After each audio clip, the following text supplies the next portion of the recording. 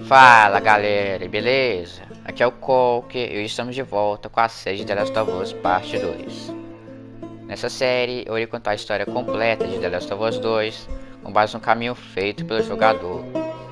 Eu fiz esse mesmo esquema com The Last of Us 1 e recomendo você ver a série dele antes de ver a do 2. No episódio anterior eu falei mais sobre os Serafitas e mais um pouco sobre Lev. Além de falar sobre Julia, Aide, James e Sam, que foram 4 sobreviventes que tiveram um encontro com os Serafitas, e sobre o que aconteceu no prédio de infectados. Então se você não viu, veja o episódio anterior para você entender isso aqui e bora! Depois de sairmos do prédio de infectados, nós enfim chegamos ao hospital. Nós entramos lá e temos essa cutscene. E aí? Abby, mandaram você pra cá também? É, maior corre. Preciso de suprimentos médicos. Pode me mostrar onde eu Abby, posso? acabei de falar com o Isaac. Ele quer você de volta na base. Deixa eu falar com o Isaac. Só cara a cara. Você volta com o próximo carregamento. Foi mal. O que ela fez? Tava sumida desde ontem.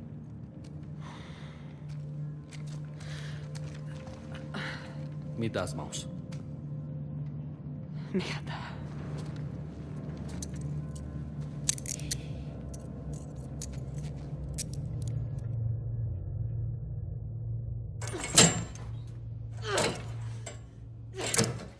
Ei! Ei! Me solta, caralho! Merda. Você vai acabar deslocando o ombro. Nora. Uau. Nunca pensei que fosse ver o Isaac bravo com você. Encontrou o Owen no aquário? Conversei com o Manny. Preciso de suprimentos médicos. Por quê? O que rolou com ele? Síndrome compartimental. Antebraço esmagado. É você que está tratando ele? Amel. A gente não tem muito tempo. Jesus. Já encaixotamos e despachamos uma parte desses suprimentos. Que foi? Mas ainda não terminamos os pisos de baixo. Lá vai ter o que eu preciso? Provavelmente vai, mas... a coisa tá feia por lá. Vou ficar bem.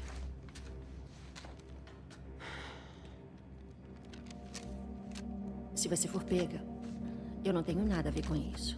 É lógico. Beleza, vamos lá. Nós seguimos Nora e durante o nosso caminho ela fala por que da WLF não procurar suprimento nos pisos inferiores do hospital. Lá foi o epicentro do surto em Seattle. Os primeiros infectados ficaram ali antes da epidemia.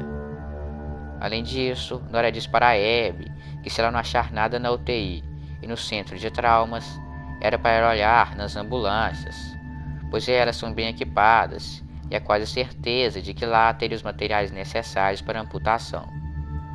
Por fim, Nora nos deixa ir sozinho e nós chegamos ao epicentro do surto em Seattle. O ambiente já fala por si só o caos que não aconteceu aqui. Algumas semanas antes da infecção do Cordyceps se tornar uma epidemia, dezenas de pessoas estavam chegando ao hospital.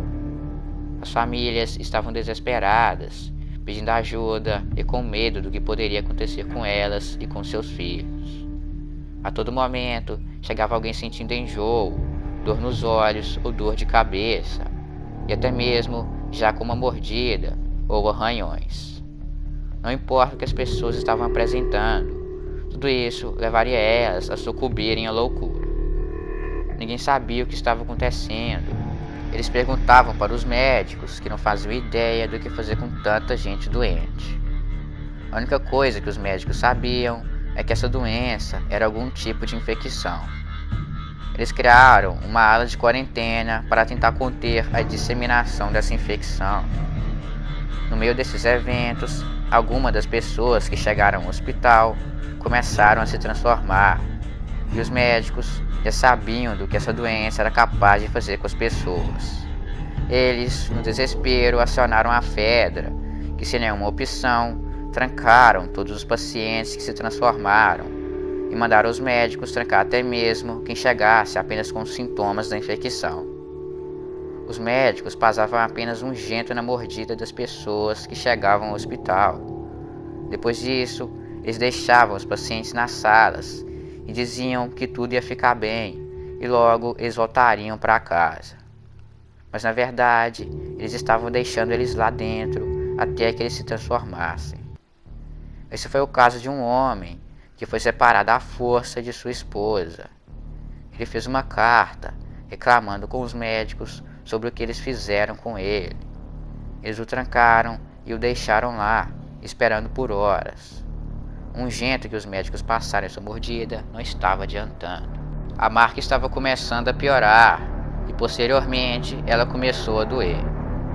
Mais tarde, ele fez uma outra carta, mas dessa vez para sua esposa, dizendo o que aconteceu e falando sobre como ele acordou no dia seguinte. Acordei morrendo de fome, mas não consigo comer nem beber sem vomitar. Nem água fica. Minha cabeça dói pra caralho. A gritaria do lado de fora também não ajuda. Por que me trancaram aqui? Alguém precisa aparecer.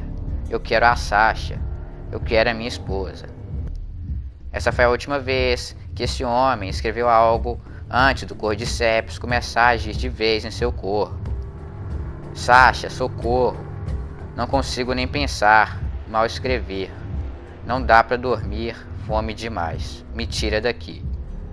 Fome, dor nos olhos, Sasha. Ele escreveu essa parte da carta enquanto o Cordyceps estava agindo em seus olhos, que estavam ardendo, parecendo que iam sair para fora a qualquer momento. Além disso, o Cordyceps estava começando a crescer em seu cérebro, o que fez ele sentir uma intensa dor aguda. O seu único desejo era ver a sua esposa. Ele tentou lutar contra o Cordyceps, mas a força do fungo era imensa. Ele não conseguiu suportar tamanha resistência e se transformou. Ele deitou em sua maca. O Cordyceps começou a florescer e criar uma camada fúngica na parede da sala onde ele estava. Posteriormente, ele ficou grudado com o Cordyceps em cima de sua maca. Ele ficou lá por meses, até que a última gota de nutriente restante em seu corpo foi consumida pelo fungo. Ele morreu e começou a soltar esporos. Esse não foi o caso apenas desse homem, mas sim de diversas pessoas que vieram para o hospital.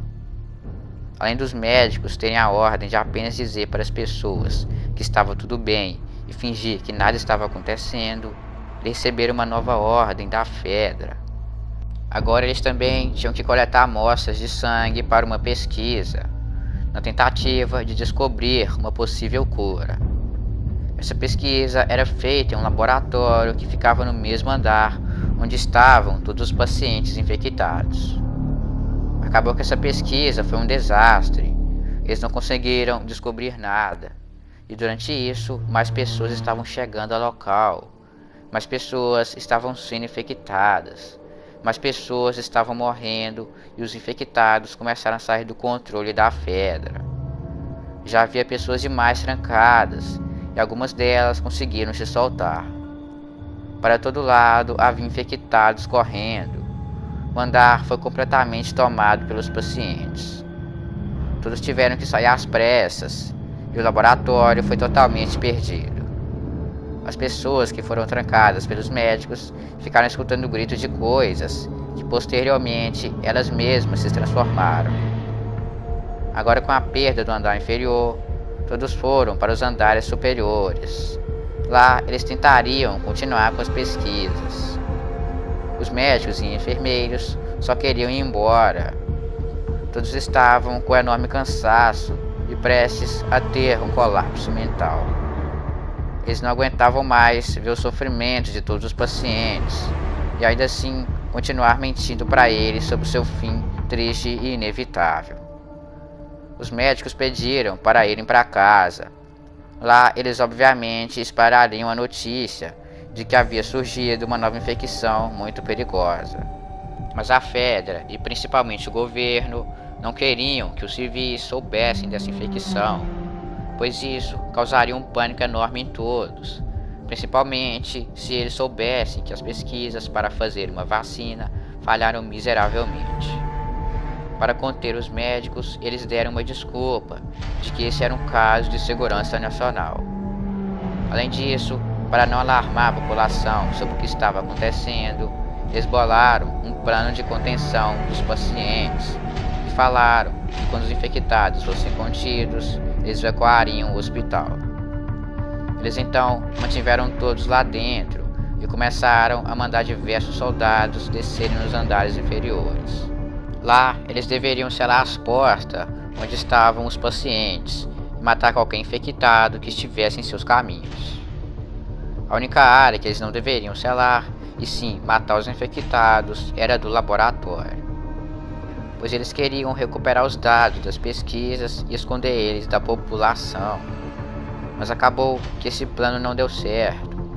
Toda vez que eles desciam, sempre voltava menos da metade do batalhão. Os soldados não estavam esperando uma força tão grande dos infectados.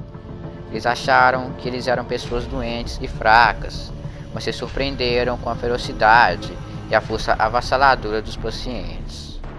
Mesmo assim, a Fedra continuou a mandar seus batalhões para o local, e a cada vez menos soldados retornavam.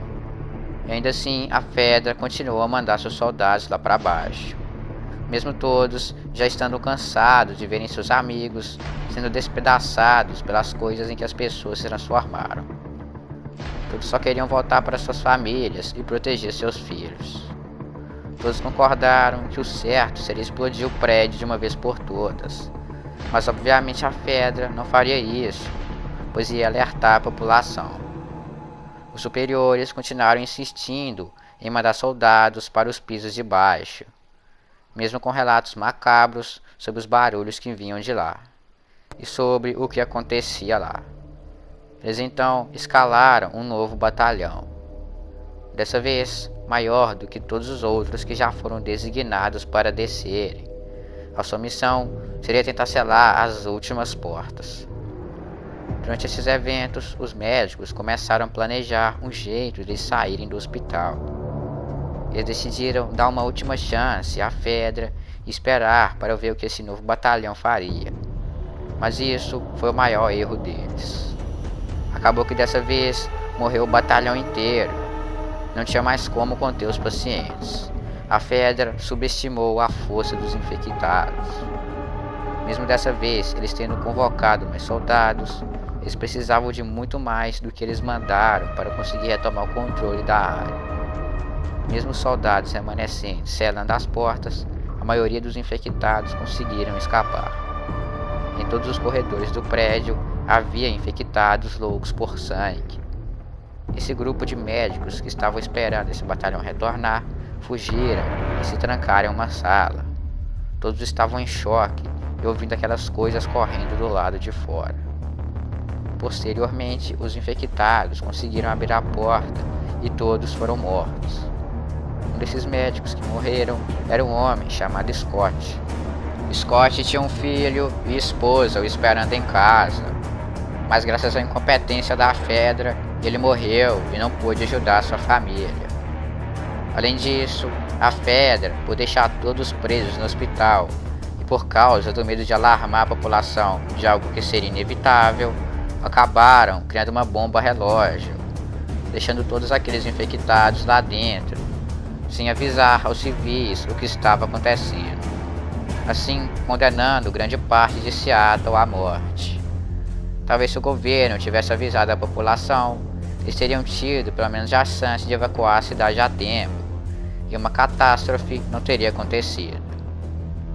Agora, com os infectados fora de controle, chegou o dia do surto.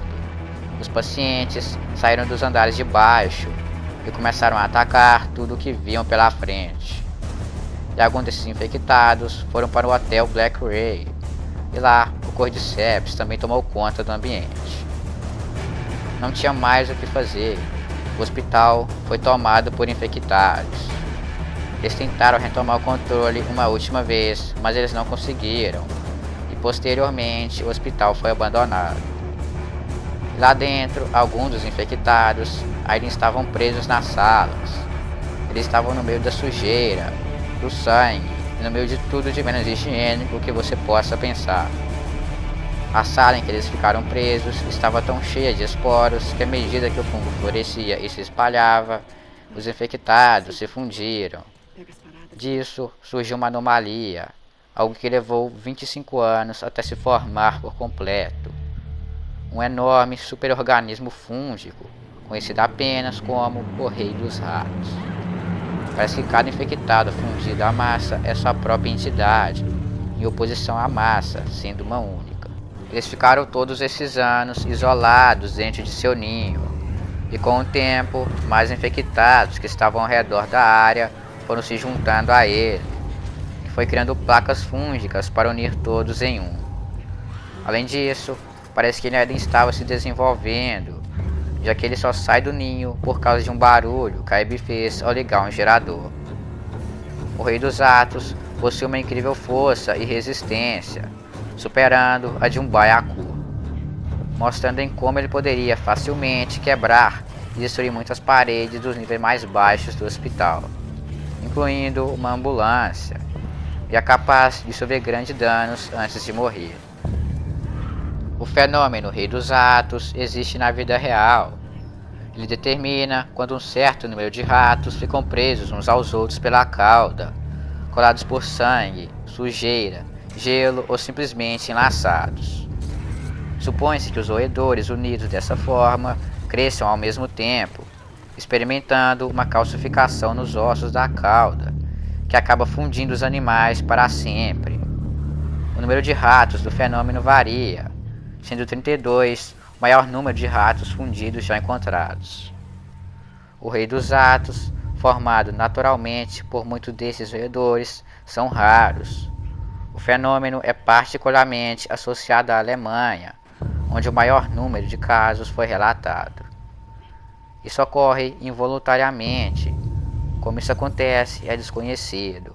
Existem apenas teorias de que no frio eles se juntam para se esquentar e isso acontece. Já em The Last of Us 2, isso ocorreu com humanos, por estarem em um lugar sujo e mal cuidado. Uma curiosidade é que no folclore europeu, os Reis dos Ratos são associados a várias superstições e são frequentemente vistos como um mau presságio, particularmente associado a pragas. Bom pessoal, se você estiver gostando, deixa o like, se inscreva, deixe uma crítica construtiva e a sua dúvida nos comentários. Fazendo isso, você me ajuda a melhorar a qualidade do canal. O YouTube entende que você gosta dos meus vídeos e irá recomendar isso para você. E outra coisa, se você gosta de The Last of Us Parte 2 e quer decorar o seu quarto com quadro, ver as artes conceituais, ter uma caneca da ele ou saber como platinar detalhadamente The Last of Us 2, eu deixei na descrição alguns links. Desce aí e dá uma olhada que está bem interessante.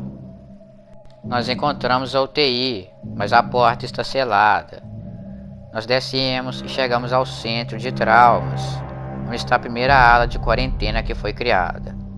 Lá nós encontramos a porta que nos leva até o local onde chegavam as ambulâncias, que teria os materiais necessários para a cirurgia diária. Mas ela está selada e precisa de energia para voltar a abrir.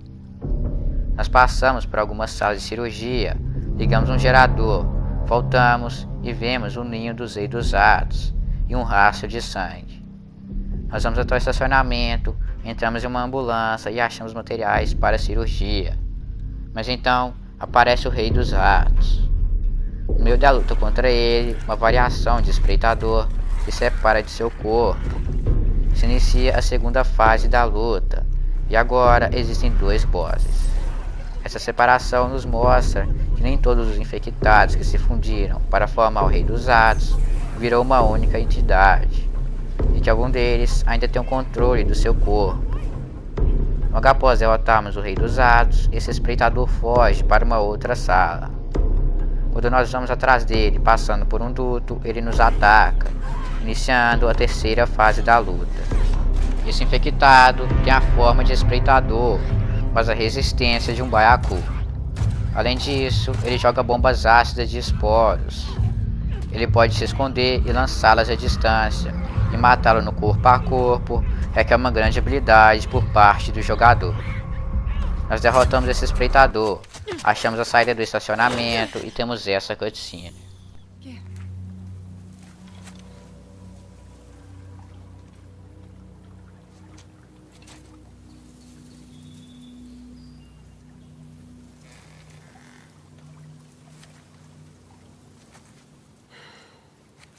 Estão todos te procurando. O que foi que você fez? Nada. Eu te falei pra ficar lá. Não deu. Seus amigos estão por toda parte. Você pegou o negócio? Sim. Agora é só a gente dar o fora daqui. Aí. Me segue. Mas bom, galera, esse aí foi o vídeo. Espero que tenham gostado aí. Próximo episódio a gente continua aí. Falou, é nóis.